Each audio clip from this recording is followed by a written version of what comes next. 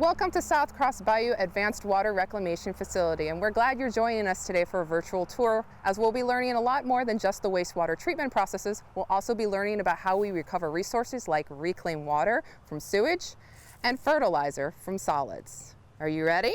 Let's do this. So right now we are outside the influent pump station. And influent is what we call all the raw wastewater before it's treated when it enters our facility.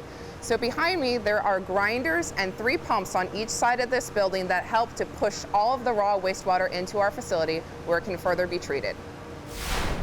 So after all the wastewater or the influent has entered the facility, it then travels here to what is called the headworks. And the goal of the headworks is to remove all of the trash from the wastewater stream. We do that using what are called bar screens. They're like large pieces of white plastic that have holes in them. And the idea is that the holes keep the water flowing while they capture the trash. So inside the headworks behind me at the top, all that trash is caught inside the bar screens. It then goes through a compactor and then down the chute into the dumpster, where it will then go to solid waste to get incinerated. So once the wastewater passes through the headworks where we remove the trash, the next step is to remove the grit. So all of the small things like sand, rocks, pebbles, or seeds that might have passed through those teeny holes on the bar screens will now end up in one of these 14 teacups. So inside one of these 14 teacups behind me, what we do is we spin the water around really quickly. So everything that's heavier than water, like the rocks and the sand and the seeds, will then fall to the bottom. And the next stage, we will remove them in the grit snails. From the teacups, the grit will then travel to one of these 2 grit snails, where you can see behind me the grit is exiting into one of these 2 blue bins, where it will then be sent to solid waste to be incinerated. Grit includes things like sands, seeds, and small pebbles and rocks. From the teacups, the wastewater is then sent to one of the primary clarifiers, as you can see behind me. And the goal of the primary clarifiers is to help settle out some of the solids in the wastewater. So heavier particles will sink to the bottom and lighter ones can be skimmed off the top. From here, the water will then go into biological treatment through the Anoxic tanks. These next set of tanks, which are called Anoxic and Aeration, are designed to help us remove nitrogen compounds from the wastewater. We call this biological treatment. From the primary clarifiers, the wastewater then travels to what we call the Anoxic tanks, as you can see behind me. These tanks contain a lot of bacteria and microbiology inside of them. The goal of these tanks is that we want to remove nutrients from the wastewater, like nitrates. And while nitrates are good because they're a source of food for plants, if we release them in the environment in too high of quantities, we can actually pollute our waterways.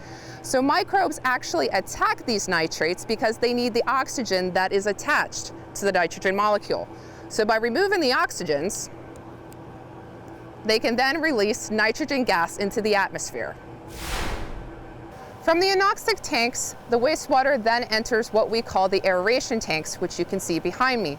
Because the bacteria in the Anoxic tanks used all of the oxygen, we then add air back into the system.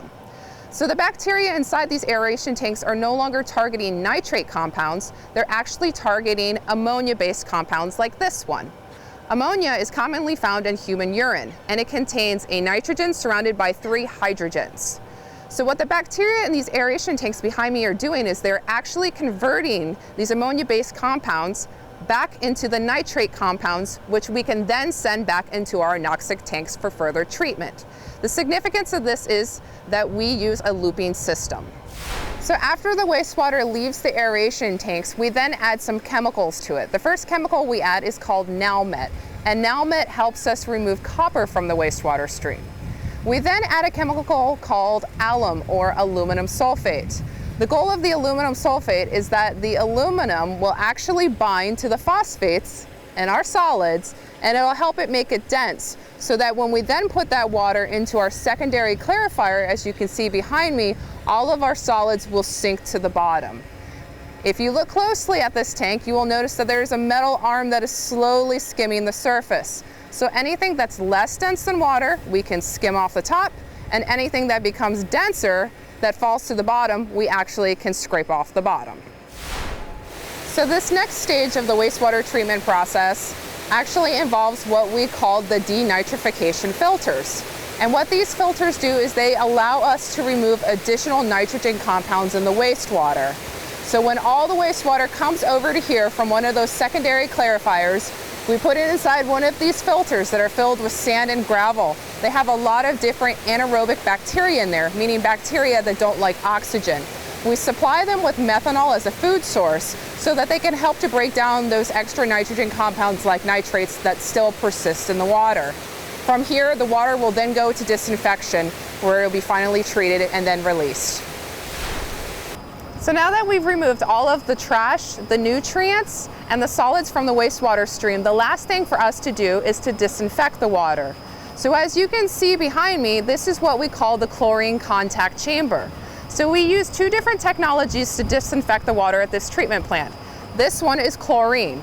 So we put the water inside this tank that we call the chlorine contact chamber, where it is in contact with the chlorine gas for 15 minutes. That's important because it takes 15 minutes for this chlorine to kill all the pathogens, which are the disease-causing microbes like bacteria, viruses, protozoan cysts, and fungi that would otherwise make us sick.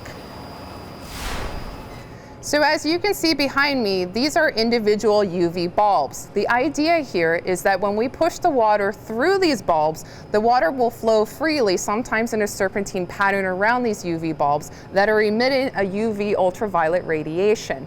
That light attacks the inside of bacteria, viruses, basically destroying their DNA or their RNA so that they can no longer replicate.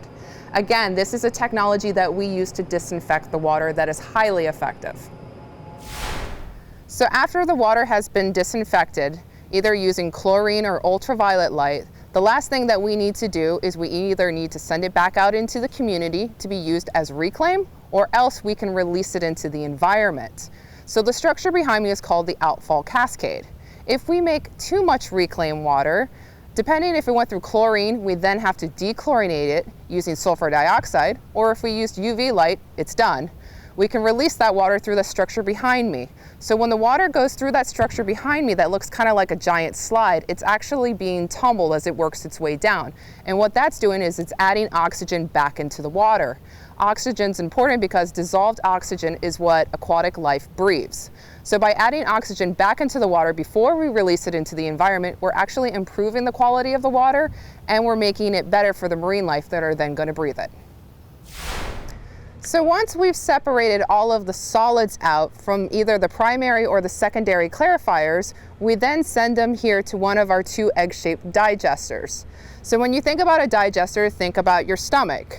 This is an environment that's really harsh. It's full of bacteria that are anaerobic. In other words, these bacteria do not like oxygen.